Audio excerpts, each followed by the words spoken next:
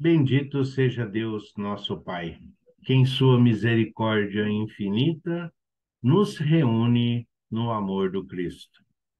Queridos e amados irmãos e companheiros em Cristo Jesus, você está no canal Servir e Amar Estudos Espíritas.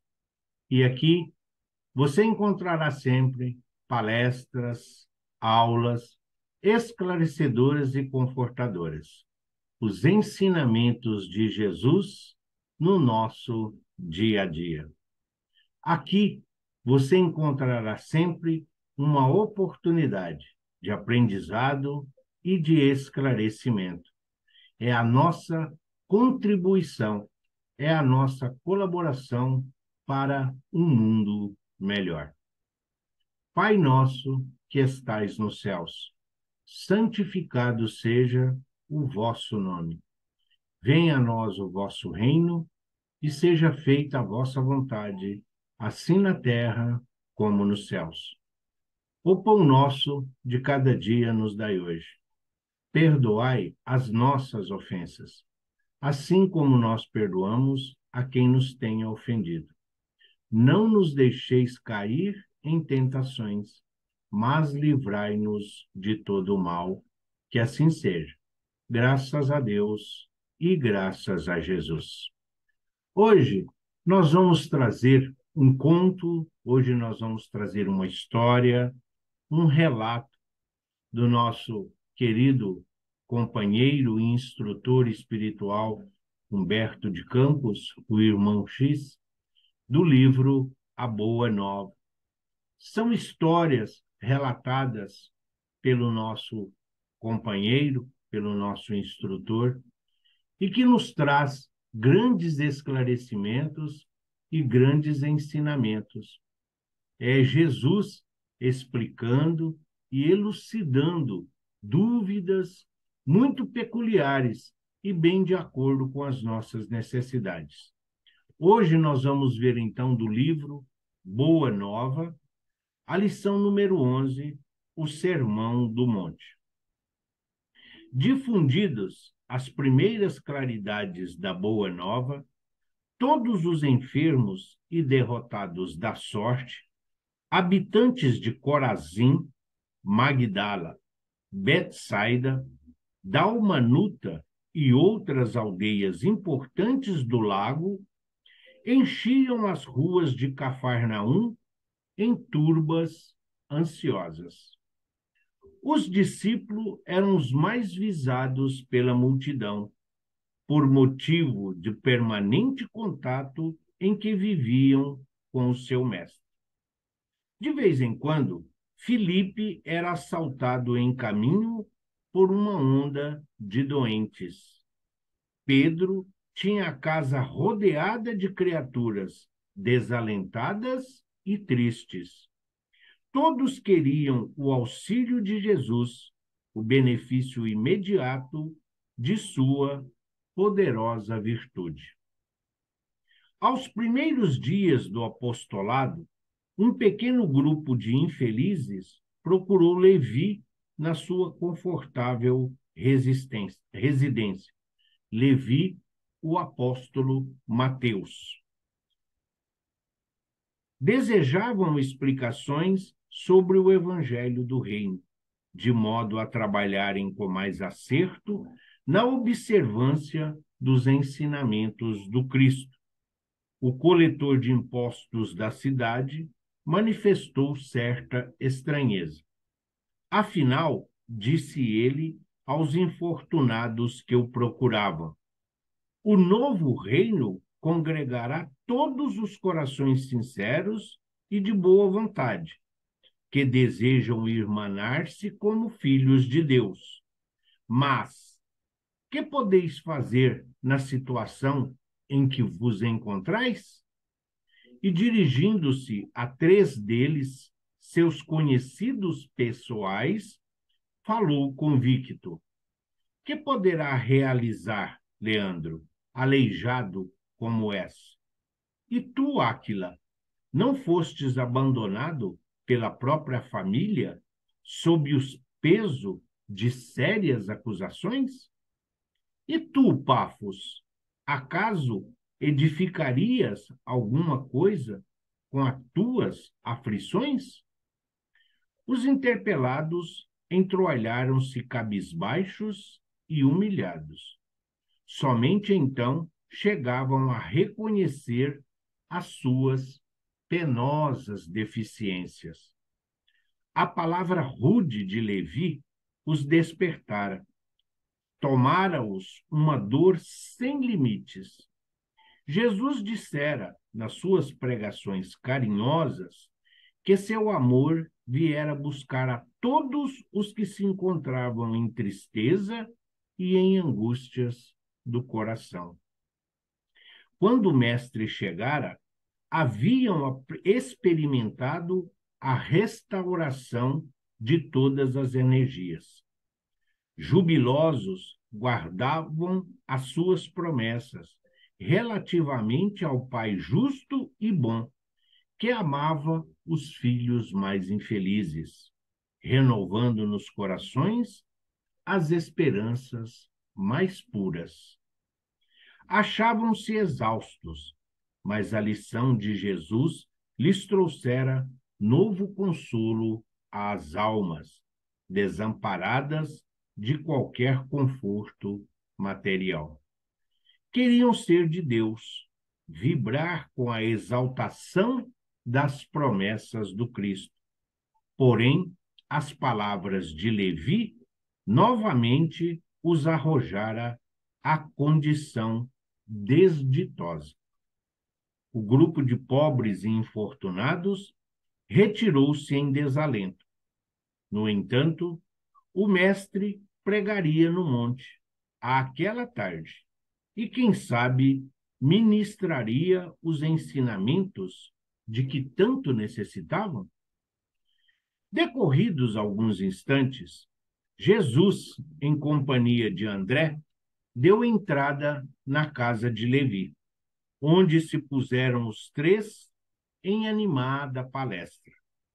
O coletor de impostos, Mateus, a certa altura da conversação, a sorrir ingenuamente, relatou a ocorrência, terminando alegremente a sua exposição com essas palavras: que conseguiria o evangelho do reino com esses aleijados e mendigos?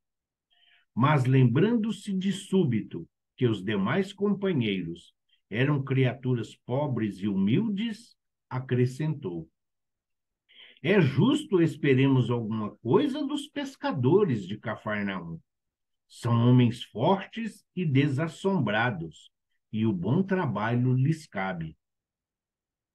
Não vejo, porém, como aceitar a contribuição desses desafortunados e vencidos que nos procuram. Jesus fixou o olhar no discípulo com profundo desvelo e falou com bondade, batendo-lhe levemente no ombro. No entanto, Levi, precisamos amar e aceitar a preciosa colaboração dos vencidos do mundo.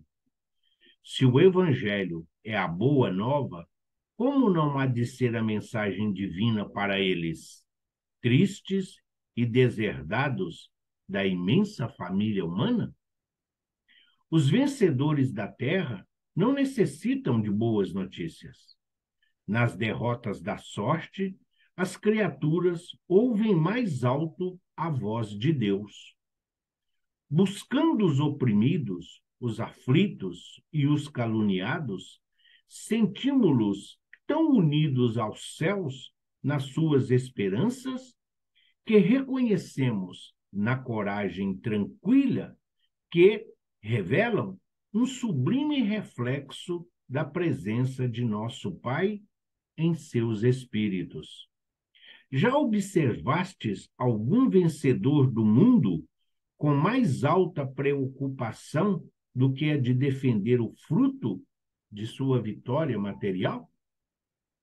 Levi sentia-se comovido e, aproveitando a pequena pausa que se fizera, exclamou algo desapontado: Senhor, minhas observações partiram tão só do meu intenso desejo de apressar a supremacia do Evangelho entre os que governam o mundo. Quem governa o mundo é Deus, afirmou o Messias convictamente, e o amor não age com inquietação. Agora, imaginemos, Levi, que os triunfadores da terra viessem até nós, ensarrilhando suas armas exteriores. Figuremos alguns generais romanos chegando a Cafarnaum com seus troféus numerosos e sangrentos, afirmando-se desejosos de aceitar o evangelho do reino de Deus e oferecendo-se para cooperar em nosso esforço.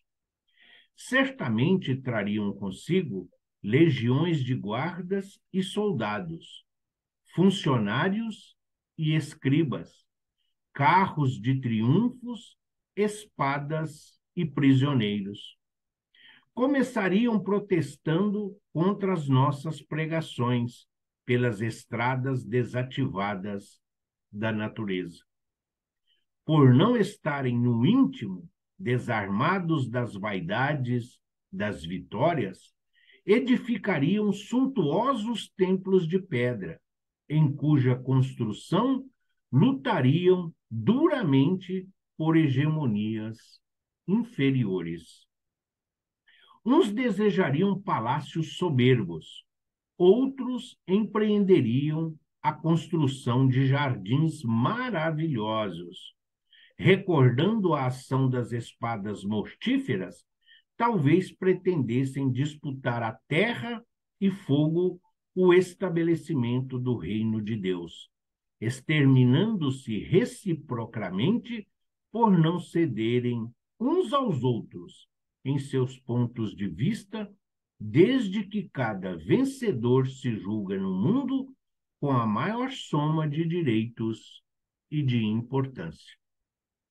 A pretexto de lutarem em nome do céu, espalhariam possivelmente incêndios e devastações em toda a terra. E seria justo, Levi, trabalhássemos por cumprir a vontade de nosso Pai, aniquilando seus filhos, nossos irmãos? O apóstolo ouvia assombrado em face da profundeza de sua argumentação. O mestre continuou. Até que a esponja do tempo absorva todas as imperfeições terrestres, através de séculos de experiência necessária, os triunfadores do mundo são pobres seres que caminham por entre tenebrosos abismos. É imprescindível, pois, atentemos na alma branda e humilde dos vencidos. Para os seus corações, Deus carrega bênçãos de infinita bondade. Esses quebraram os elos mais fortes que os acorrentavam às ilusões e marcham para o infinito do amor e da sabedoria. O leito de dor, a exclusão de todas as facilidades da vida, a incompreensão dos mais amados, as chagas e as cicatrizes do espírito são luzes que Deus acende na noite sombria das criaturas. Levi, é necessário amemos intensamente os desafortunados do mundo. Suas almas são terra fecundada pelo adubo das lágrimas e das esperanças mais ardentes, onde as sementes do Evangelho desabrocharão para a luz da vida. Eles saíram das convenções nefastas e dos enganos do caminho terrestre e bendizem nosso Pai como sentenciados que experimentassem, no primeiro dia de liberdade, o clarão reconfortante do sol amigo e radioso que os seus corações haviam perdido. É também sobre os vencidos da sorte, sobre os que suspiram por um ideal mais santo e mais puro do que as vitórias fáceis da terra, que o Evangelho assentará as suas bases divinas. André e Levi escutavam de olhos úmidos os conceitos do Senhor, cheios de sublimada emoção. Nesse interim, chegaram Tiago, João e Pedro, e todo o grupo se dirigiu alegre para um dos montes próximos. O crepúsculo descia num desdobramento de ouro e brisas cariciosas. Ao longo de toda a encosta, acotovelavam-se a turba imensa. Muitos centenas de criaturas se aglomeravam ali, a fim de ouvirem a palavra do Senhor. Dentro da paisagem que se aureolava dos brilhos singulares de todo o horizonte pincelado de luz.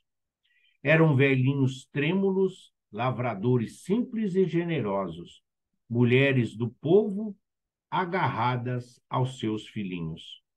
Entre os mais fortes e sadios, viam-se cegos e crianças doentes, homens maltrapilhos, exibindo as verminhas que lhes corroíam as mãos e os pés. Todos se comprimiam ofegantes. Ante os seus olhares felizes, a figura do mestre surgiu na eminência enfeitada de verdura, onde perpassavam brandamente os ventos amigos da tarde.